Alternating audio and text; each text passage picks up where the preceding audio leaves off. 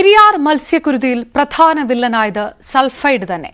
അമോണിയയുടെ വലിയ സാന്നിധ്യവും ശരിവെച്ച് കുഫോസിന്റെ അന്തിമ പഠന റിപ്പോർട്ട്. ഈ രണ്ട് രാസവസ്തുക്കൾ ധാരാളമായി എത്തിയതാണ് കാരണം. പ്രാഥമിക റിപ്പോർട്ടിലെ കണ്ടെത്തൽ ശരിവെക്കുന്നതാണ് കുഫോസിന്റെ അന്തിമ റിപ്പോർട്ട്. രാസവസ്തുക്കളുടെ സാന്നിധ്യമുണ്ടെന്ന് വ്യക്തമാക്കുന്ന റിപ്പോർട്ട് കിട്ടിയില്ല എന്നാണ് സർക്കാർ പറഞ്ഞത്. പന്തീരാങ്കാവ് ഗാർഹിക പീഡനക്കേസ് ഒത്തുതീർപ്പായെന്ന് പ്രതി രാഹുൽ ഹൈക്കോടതിയിൽ.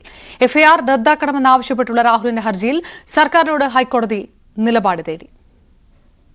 പന്തീരങ്കാവ് ഗാർഹിക പീഡനക്കേസിൽ പരാതിക്കാരിയുടെ സത്യവാങ്മൂലം പരിഗണിച്ച് തനിക്കെതിരായ ക്രിമിനൽ കേസ് റദ്ദാക്കണമെന്നാവശ്യപ്പെട്ടാണ് രാഹുൽ ഹൈക്കോടതിയെ സമീപിച്ചത്. എല്ലാ കാര്യങ്ങളും ഒത്തുതീർപ്പായതിനാൽ കേസിലെ എഫ്ഐആർ റദ്ദാക്കണമെന്നും ഹർജി പരിഗണിക്കവെ രാഹുലിന്റെ അഭിഭാഷകൻ കോടതിയെ അറിയിച്ചു. പരാതിക്കാരിയുടെ സത്യവാങ്മൂലവും കോടതിയിൽ ഹാജരാക്കിയിട്ടുണ്ട്. വിഷയത്തിൽ സർക്കാർ നിലപാട് അറിയിക്കാൻ കോടതി നിർദ്ദേശം നൽകി. സർക്കാർ പന്തീരങ്കാവ് എസ്എച്ച്ഒ, പരാതിക്കാരി എന്നിവർക്കാണ് നോട്ടീസ് അയച്ചത്. താനും പരാതിക്കാരിയും തമ്മിലുണ്ടായിരുന്ന തെറ്റിദ്ധാരണകൾ മാറുകയും ഒന്നിച്ചു ജീവിക്കാൻ തീരുമാനിക്കുകയും ചെയ്ത സാഹചര്യത്തിൽ ക്രിമിനൽ കേസ് റദ്ദാക്കണമെന്നാണ് പ്രധാന ആവശ്യം. അതേസമയം അന്വേഷണ സംഘം മറുപടി നൽകാൻ 5 ആഴ്ച സമയം ചോദിച്ചിട്ടുണ്ട്.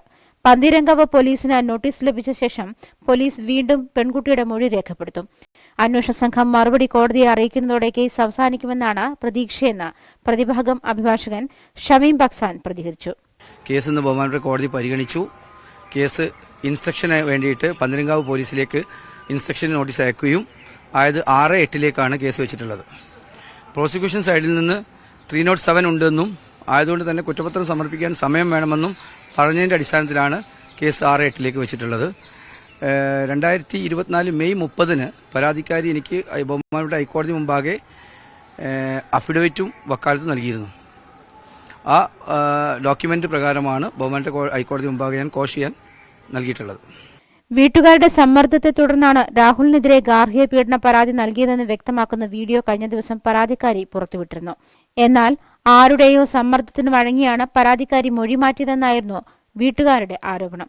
കഴിഞ്ഞ ദിവസം മജിസ്ട്രേറ്റിന് മുന്നിൽ ഹാജരാക്കിയപ്പോൾ വീട്ടുകാർക്കൊപ്പം പോകാൻ താൽപര്യമില്ലെന്ന് അറിയിച്ച യുവതി ഡൽഹിയിലേക്ക് മടങ്ങിയിരുന്നു. ന്യൂസ് 18 കൊച്ചി.